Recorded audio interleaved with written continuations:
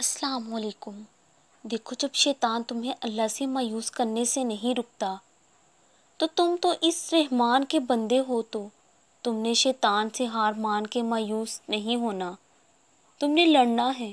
دعا تو مومن کا ہتھیار ہے، توکل والے تو اللہ کے پسندیدہ ہوتے ہیں۔ ایک مسلمان اللہ کے نبی صلی اللہ علیہ وآلہ وسلم کے سب صحابہ کی عزت و احترام کرتا ہے اور ان کا رتبہ جانتا ہے۔ وہ کسی بھی صحابی کو برا بھلا نہیں کہتا۔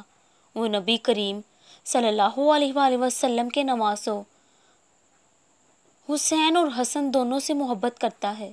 ایک مسلمان جو ہوتا ہے نہ وہ اللہ کے کسی نبی کو برا بھلا نہیں کہتا، وہ ہر نبی کی عزت کرتا ہے۔ ایک مسلمان اللہ کی نازل کردہ کتابوں کو بھی مانتا ہے اور اللہ کے نبی کی حدیثوں کو بھی۔ وہ اللہ کے نبی کی سنتوں کو بھی مانتا ہے۔ یہ فرقے کوئی پہچان نہیں ہے۔ آپ کی ہماری سب کی پہچان یہی ہے کہ ہم سب مسلمان ہیں، ایک اللہ کو ماننے والے ہیں، اللہ کے نبی محمد صلی اللہ علیہ وآلہ وسلم کے امتی ہیں۔ اللہ کے نبی صلی اللہ علیہ وآلہ وسلم نے کبھی فرقہ بندی نہیں کی۔